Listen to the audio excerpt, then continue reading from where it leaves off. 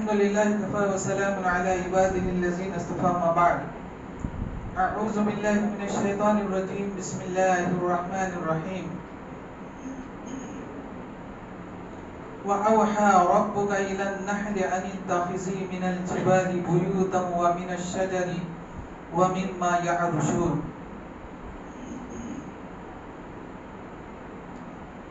اللہ تعالیٰ کی فضل و کرم سے آج 13واں روزہ اور 14ویں تراویح کی نماز باجماعت ادا کی. الحمدللہ اللہ تعالیٰ سے دعا گو کہ اللہ تعالیٰ ہم سب کو اسی طرح صحت و عافیت کے ساتھ باقاعدگی کے ساتھ روزہ رکھنے اور باجماعت نماز ادا کرنے کی توفیق عطا فرمائے، آمین. میں نے آپ حضرات کے سامنے سورہ نحل کی آیت نمبر 68 تلاوت کی ہے. سورہ نحل یہ مکی سورت ہے. اس میں 128 آیتیں ہیں، 16 رکوع ہیں. اس سورت کا نام سورہ نحل رکھا گیا ہے. کیوں رکھا گیا ہے سورہ نحل؟ نحل کے معنی ہوتا ہے شہد کی مکھی. نحل کے معنی شہد کی مکھی، ہونی بھی. تو یہ شہد کی مکھی کا ذکر اس سورت کے اندر ہے، اور جو آیت میں نے تلاوت کی ہے اسی شہد کے مکھی کے تعلق سے ہے. اسی کی طرف منسوب کرتے ہوئے اللہ تعالیٰ نے نبی کریم صلی اللہ علیہ وسلم کو حکم دیا کہ اس سورت کا نام سورہ نحل رکھو، یعنی شہد کی مکھی. تو آئیے سنتے ہیں شہد کی مکھی کے تعلق سے اللہ تعالیٰ کیا بیان فرماتے ہیں. اللہ تعالیٰ کا ارشاد ہے وَأَوْحَى رَبُّكَ إِلَى النَّحْلِ. اللہ تعالیٰ نے شہد کی مکھی کے دل میں یہ بات ڈالی. یہاں اوحا وحی کے معنی میں آتا ہے، لیکن بظاہر وحی کے معنی یہاں نہیں، کیونکہ وحی اللہ تعالیٰ اپنا پیغام جو بھیجتے ہیں وہی بھیجتے ہیں نبیوں کے پاس. اور یہ ایک جانور ہے جو دواب میں آتا ہے، اس کی طرف وحی نہیں کی جاتی ہے، بلکہ اللہ تعالیٰ ان کے دل میں بات ڈال دیتا ہے. تو یہاں وحی بامانہ دل میں بات ڈال دینا. تو اللہ تعالیٰ نے شہد کی مکھی کے دل میں یہ بات ڈال دی ان اتخذی من الجبال بیوتا، کہ تم اپنا گھر بناؤ گے پہاڑوں میں، پہاڑ کی چوٹیوں میں، وَمِنَ الشَّجَرِ، اور بڑے بڑے درختوں میں، وَمِمَّا يَعْرِشُونَ، اور لوگ بڑی بڑی بلڈنگیں کھڑی کرتے ہیں. وہ بڑی بڑی بلڈنگ کے جو سائڈ ہوتا ہے، بالکنی ہوتا ہے، آپ دیکھیں گے لٹکے ہوئے رہتے ہیں. ایسی ایسی جگہ پر تم اپنا گھر بناؤ گے. یہ اللہ تعالیٰ نے حکم دیا شہد کی مکھی کو پہاڑوں میں، شجر میں، درختوں میں، اور بڑی بڑی بلڈنگوں میں. یہ 3 جگہ اللہ تعالیٰ نے شہد کی مکھی کو حکم دیا اپنا چھتا بنانے کے لیے. شہد کا جو چھتا جو لٹکتا ہے اس کو چھتا بولتے ہیں. وہی شہد کے چھتے کو یعنی اپنا گھر بناؤ گے. اور پھر اگلا حکم اللہ تعالیٰ نے دیا ثم کلی من کل الثمرات. تم تو چھتا بنا دو گے، لیکن چھتے میں شہد ہوتا ہے. وہ شہد کہاں سے لاؤ گے، کیا کھا کر کے لاؤ گے، اور کون سا پھل تم کھاؤ گے؟ اللہ تعالیٰ حکم دے رہا ہے شہد کی مکھی کو ثم کلی من کل الثمرات، اور جتنے بھی پھل فروٹ سے ہیں تم سب کو کھاؤ، چوسو. یہ تمہارے لیے چھوٹ ہے، تمہیں اجازت ہے، ہر تم میوے کو کھا سکتے ہو، تم کھاؤ. من کل الثمرات کہا، من کل یعنی ہر وہ پھل جو اللہ تعالیٰ نے تمہارے لیے مہیا کیا تم کھا سکتے ہو، تمہارے لیے اجازت ہے.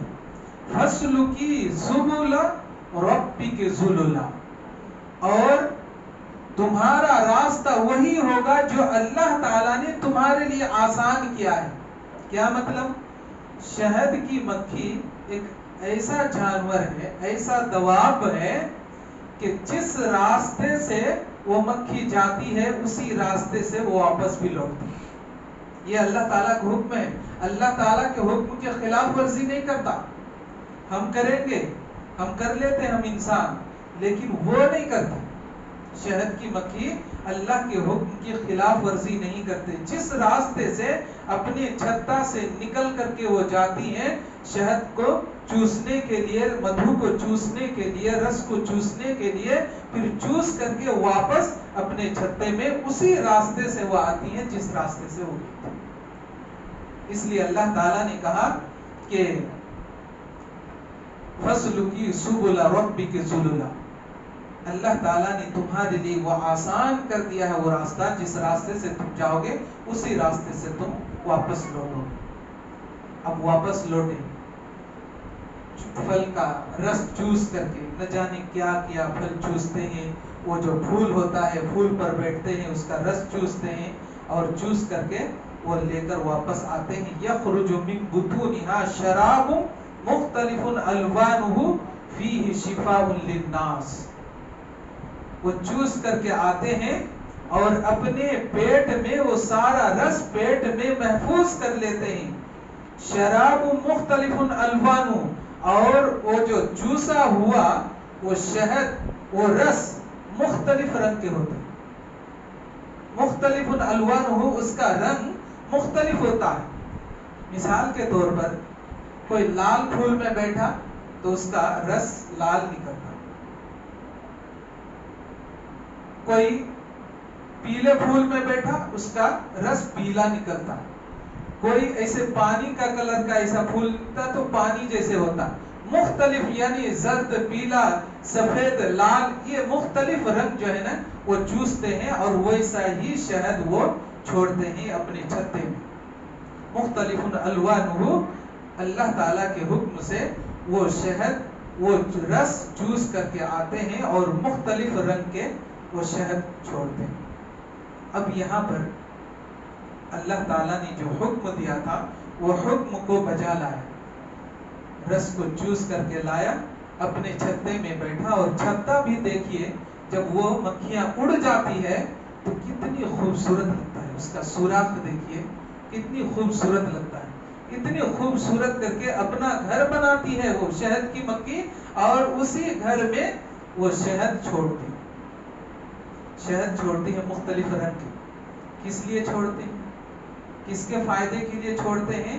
اللہ تعالیٰ نے اس کی بھی وضاحت کر دی. فیہ شفاء للناس، یہ لوگوں کی شفا کے لیے، لوگوں کی صحت یابی کے لیے، تندرستی کے لیے اللہ تعالیٰ کے حکم سے وہ شہد کی مکھی مختلف جگہوں پر جا کر کے پھل کے، یہ پھول کے رس چوس کر کے لا کر کے وہ شہد بناتے ہیں تاکہ اس شہد کو انسان پی کر بیماری سے شفا یابی مل سکے. اتنا بڑا فائدہ اللہ تعالیٰ نے اس شہد کی مکھی کے رس سے، اس شہد سے اللہ تعالیٰ نے شفا رکھی. اب یہاں پر ایک بات ہے، مکھیاں وہ دو طرح کی ہوتی ہیں. جو شہد کی مکھی ہے دو طرح کی ہے، ایک چھوٹی سائز کی ہوتی ہے اور ایک تھوڑا سا بڑی سائز کی ہوتی ہے. جو چھوٹی سائز کی ہوتی ہے وہ شہد زیادہ فائدہ مند ہے، اور جو بڑی سائز کی ہوتی ہے وہ تھوڑا سا کم، اس کا ریٹ بھی کم. جو چھوٹی والی مکھی ہے وہ چھوٹی والی مکھی کا زیادہ فائدہ مند اور وہ زیادہ مطلب ٹیسٹ فل بھی ہوتا ہے وہ. تو اس طرح اللہ تعالیٰ نے شہد میں فائدہ رکھا ہے لوگوں کے لیے. ان فی ذلک لآیۃ لقوم یتفکرون، یہ فائدے گنوا کر کے اللہ تعالیٰ نے کہا اس میں ان لوگوں کے لیے نصیحت ہے جو اس میں غور و فکر کرتے ہیں، تدبر کرتے ہیں، تفکر کرتے ہیں، ریسرچ کرتے ہیں، جو اس چیز میں لے کر کے وہ غور و فکر کرتے رہتے ہیں. ان لوگوں کے لیے نشانیاں رکھتی ہیں اس شہد کی مکھی کے اوپر. اب دیکھیے شہد کی مکھی ایک جانور ہے، اللہ تعالیٰ نے اس کے فوائد بھی گنوا دیے اور وہ کہاں کہاں گھر بنائیں گے وہ بھی ذکر کر دیا۔ اللہ تعالیٰ نے جو حکم دیا وہی حکم وہ اپناتے ہیں، اللہ تعالیٰ کے حکم کی خلاف ورزی نہیں کرتے۔ جس راستے سے چلنے کا حکم دیا اسی راستے سے چلتے ہیں، جس راستے سے واپس آنے کا حکم دیا اسی راستے سے وہ واپس آتے ہیں۔ اور اس شہد کے مکھی کا ایک سردار ہوتا ہے، اس کا بھی ایک سردار ہوتا ہے، وہ سردار جس راستے پر وہ جائیں گے اس کے پیچھے ساری پورے کنبے قبیلے ہوں گے، ان کے خلاف ورزی نہیں کرتے۔ اسی تعلق سے اللہ کے رسول صلی اللہ علیہ وسلم، پیاری حدیث ہے، بخاری مسلم کی روایت ہے، اربع لا تقتل الدواب، کہ 4 جانور ہیں ان کو قتل کرنا مارنا منع ہے۔ 4 ایسے جانور ہیں، 4 ایسے دواب ہیں جن کو قتل کرنا منع ہے۔ نمبر 1 النمل، چیونٹی، چیونٹی کو مارنا منع ہے۔ چیونٹی کو، یہ جو چھوٹی کیڑی چلتے رہتے ہیں نا، اب ہم کھانے کے لیے بیٹھتے وہ چلتی رہتی ہے، انگلی دے کر ایسے مار دیتے، مارنا منع ہے۔ کیوں منع ہے؟ اللہ تعالیٰ نے قرآن مقدس کے اندر اسی نمل، اسی چیونٹی کے نام پر پورے مکمل ایک سورت نازل فرما دی، النمل، سورۃ النمل، نمل کے معنی چیونٹی۔ اس کے تعلق سے حضرت سلیمان علیہ السلام کا وہ واقعہ آپ سنے ہوں گے کہ جب وہ لاؤ لشکر لے کر کے کہیں چلے جا رہے تھے، اس میں انسان بھی ہے، چرند پرند جنات شیاطین سب ہے، پورا لاؤ لشکر کے ساتھ کہیں چلے جا رہے تھے، اور ایک وادی، ایک میدان میں گئے تو وادی میں زیادہ تر وہ چونٹیاں ہوتی ہیں۔ تو دیکھا سلیمان علیہ السلام اپنے لاؤ لشکر کے ساتھ آ رہے ہیں، تو چیونٹی کا بھی سردار ہوتے ہیں، ان کا بھی سردار ہوتے ہیں۔ تو دیکھا سلیمان علیہ السلام پورے لاؤ لشکر کے ساتھ چلے آ رہے ہیں، ان کو ڈر ستایا، ان کے سردار کو ڈر ستایا کہ یہ تو ہم تو چھوٹے چھوٹے ہیں اور اتنے بڑے لاؤ لشکر کے ساتھ چلے آ رہے ہیں، ان کے پیر کے نیچے ہم کچلے جائیں گے، مارے جائیں گے، ہمارے کنبے قبیلے ختم ہو جائیں گے۔ تو انہوں نے ایک ٹانگ اٹھایا، ایک ٹانگ اٹھایا، یا ایھا النمل ادخلوا، اے چیونٹیوں کے جماعت، فی مساکنکم، تم اپنے اپنے بیلوں میں گھس جاؤ، لا یحتمنکم سلیمان وجنودہ وہم لا یشعرون، کہ کہیں ایسا نہ ہو جائے کہ حضرت سلیمان اور ان کے لاؤ لشکر آئے اور اپنے پیر سے روند ڈالے، تمہیں مار ڈالے، ہلاک و برباد کر دے اور انہیں پتہ بھی نہ چلے۔ یہ کس نے کہا؟ وہ چیونٹی کے سردار نے کہا، چیونٹی کے سردار نے کہا، یہ اعلان کیا تو سارے کے سارے چیونٹی اپنے سردار کی بات مانتے ہوئے بیلوں میں گھس گئے۔ تو یہ بات جو چیونٹی نے یہ بات جو اعلان کیا تو حضرت سلیمان علیہ السلام بھی سن لی، کیونکہ اللہ تعالیٰ نے ان کو ایسی حکومت دی تھی، انہوں نے دعا کی تھی، اے اللہ مجھے ایسی حکومت، ایسی بادشاہت دے کہ میرے بعد کوئی ایسی بادشاہت کسی کو نہ ملے۔ اللہ تعالیٰ نے انہیں ایسی بادشاہت دی، ایسی حکومت دی، چرند پرند ہوا تک ان کی حکومت چلتی تھی۔ ان کی بات سن لی، سمجھ گئے، میرے ڈر سے، میرے لاؤ لشکر کے ڈر سے چیونٹی نے اتنا بڑا اعلان کیا۔ فتبسم ضاحکا، حضرت سلیمان علیہ السلام مسکرائے، چیونٹی کی وہ آواز سن کر کے مسکرائے۔ لمبا واقعہ آگے نہیں جاتا۔ تو اسی بنیاد پر اللہ تعالیٰ نے اس کا پورا مکمل ایک سورہ ان کے نام پر نازل فرما دیا۔ تو چیونٹی کو مارنا منع ہے، النمل، نمبر 1 النمل، چیونٹی مارنا منع ہے۔ دوسرے نمبر میں والنحلہ، یہ شہد کی مکھی جو بات چل رہی ہے، शहद की मक्खी को भी मारना मना है। अन्नमला वन्नहला। नंबर 3 वल हुदहुदा। वल हुदहुदा, हुदहुद का भी वाक्य आप सुने होंगे, ये भी लंबा वाक्य का इशारा करता है। ये हुदहुद ये यही सूरह नमल के अगले हिस्से में है। हुदहुद का वाक्य जो लाव लश्कर लेकर जा रहे थे, अगले हिस्से में इसका वाक्य आता है।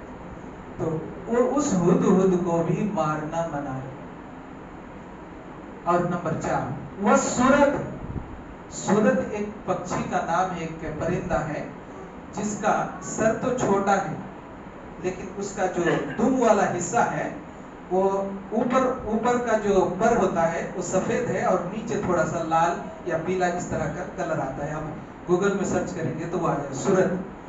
उस सूरत को भी मारना मना है। ये 4 परिंदे को, 4 दवाब को मारना मना है। तो उसमें से ये मक्खी की भी बात है।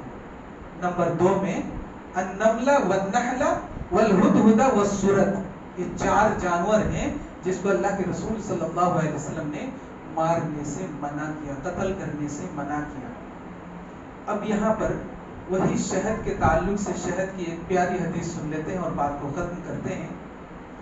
हजरत अबू सईद खुदरी रज़ियल्लाहु ताला अन्हु हदीस के रावी हैं और इस हदीस को इमाम बुखारी, इमाम मुस्लिम रहमहुल्लाह ने अपनी सही के अंदर नकल किए हैं। हदीस बिल्कुल ठोस और सही है। बयान फरमाते हैं कि एक मरतबा एक सहाबी रसूल, अल्लाह के रसूल सल्लल्लाहु अलैहि वसल्लम के पास आते हैं और अर्ज करते हैं, अल्लाह के रसूल, मेरे भाई के पेट में दस्त लग चुका है। दस्त आप लोग मोशन बोलते हैं ना, वैसा मोशन हो चुका है। बहुत इलाज मुआलिजा किया अल्लाह के रसूल, उनका दस्त रुक नहीं रहा है, बहुत तबीयत खराब होगी अल्लाह के रसूल, क्या करें? तो अल्लाह के रसूल सल्लल्लाहु अलैहि वसल्लम ने कहा कि जाओ शहद पिला दो, शहद पिला दो। और साहबी रसूल जाते हैं और शहद पिला देते हैं अपने भाई। वो दस्त, वो मौसम रुकने के बजाय और बढ़ जाता है, और बढ़ जाता है। यानी पोजीशन ऐसा, जो पहले तो बाथरूम जाने का वक्त मिलता था, अब जाने का भी वक्त नहीं मिल रहा है, ऐसा कपड़ा ही खराब हो जाए। फिर आए अल्लाह के रसूल के पास, कहा कि अल्लाह के रसूल, आपने जो नुस्खा बताए थे कि शहद पिला, तो हमने जाकर शहद पिलाया, लेकिन रुकने के बजाय और बढ़ गया अल्लाह के रसूल, क्या करें? अल्लाह के रसूल सल्लल्लाहु अलैहि वसल्लम कहते हैं, जाओ शहद पिला दो। हम मानते हम लोग एक डॉक्टर के पास जाते हैं दिखाने के लिए पेशेंट को, उनकी दवा रास नहीं आती तो डॉक्टर बदल देते कि इनकी दवा काम नहीं करती, चलो दूसरे डॉक्टर के पास, ठुकरा देते। अल्लाह के रसूल सल्लल्लाहु अलैहि वसल्लम के पास वो सहाबी रसूल अपने भाई के लिए दोबारा आते हैं और कहते हैं कि अल्लाह के रसूल, आपने कहा था हमने शहद पिलाया, लेकिन कमने के बजाय और बढ़ गया, बोले जाओ शहद पिला दो। कोई सवाल नहीं, कोई इश्काल नहीं, चुपचाप जाते हैं और फिर शहद लेते हैं और भाई को पिला देते हैं। अरे बाप रे, हालात सीरियस, यानी ऐसी हालत हो गई और ज्यादा बढ़ गई, ये हालत खराब हुई। फिर तीसरी बार आते हैं और फिर वही शिकवा करते हैं, अल्लाह के रसूल, आपने पहली बार कहा शहद पिला दो, हमने शहद पिलाया, फिर आके शिकवा किया कि कमने के बजाय और बढ़ गया, फिर आपने कहा कि शहद पिला दो, फिर हमने जाकर के शहद पिलाया, वो घटने के बजाय और बढ़ गया। तीसरी बार आए अल्लाह के रसूल सल्लल्लाहु अलैहि वसल्लम ने कहा कि अल्लाह ताला सच्चा है, तेरा भाई का पेट झूठा है, जाओ शहद पिला दो, जाओ शहद पिला दो। चुपचाप जाते हैं, कोई सवाल जवाब नहीं करते अल्लाह के रसूल से, चुपचाप जाते हैं और फिर शहद लेते हैं और भाई को पिला देते हैं। अल्लाह की फजल व करम से मौसम से खत्म हो गए दस्त। ये है ईमान और यकीन। अल्लाह के रसूल सल्लल्लाहु अलैहि वसल्लम जो बात कहते हैं, सहाबियों का कितना अकीदा सच्चा था कि उनके सामने सवाल और जवाब नहीं करते थे। अगर हम होते तो بڑھ جا رہا ہے, کب مر جائیں گے کیا, چھوڑ دو, ہم ایسا کہہ دیتے. لیکن وہ صحابہ رسول نہیں کہا, چپ چاپ گئے. یقین ہے اللہ کے رسول نے کہا تو بالکل یقین ہے اس میں شفا ہے, جا کر پلائے, اللہ کے فضل و کرم سے شفا یابی مل گئی. اس لیے اللہ تعالیٰ نے یہاں پر کیا کہا کہ مختلف الوانہ فیہ, وہ اس کا رنگ مختلف ہوتا ہے اور اس میں فیہ شفاء للناس, اس میں لوگوں کے لیے شفا ہے. کس میں؟ وہی شہد میں اللہ تعالیٰ نے شفا رکھی ہے. یہ شفا مل گئی نا, ایک نسخہ آپ کو مل گیا نا, اب ڈاکٹر کی ضرورت نہیں پڑے گا. آپ گھر میں ایک چھوٹا سا بوتل بھی رکھ سکتے ہیں, اگر کسی کو اس طرح ہو جائے شہد چاٹو, انشاءاللہ صحیح ہو جائیں گے, صحت یابی مل جائے گی. اللہ تعالیٰ سے دعا کروں کہ اللہ تعالیٰ ہم سب کو کئی ہوئی باتوں کے اوپر عمل کی توفیق عطا فرمائے. یا اللہ ہمیں قرآن کو سمجھ کر پڑھنے اور اس کے اوپر عمل پیرا ہونے کی توفیق عطا فرما. یا اللہ ہماری جانی, جسمانی, مالی اور روحانی, لسانی, زبانی تمام عبادتوں کو شرف قبولیت بخش. یا اللہ تو ہماری دعاؤں کو اپنی فضل کرم سے قبول فرما. آمین. تقبل یا رب العالمین.